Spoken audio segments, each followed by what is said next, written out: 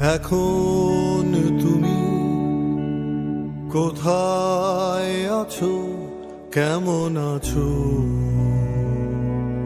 পত্র দিও। এক বিকেলে মেলায় কেনা খামখেয়ালির তাল পাখাটা খুব নিশীথ তোমার হাতে কেমন আছে, পত্র দিও, পত্র দিও। ক্যালেন্ডারের কোন পাতাটা আমার মতো খুব ব্যথিত ডাগর চোখে তাকিয়ে থাকে তোমার দিকে, পত্র দিও,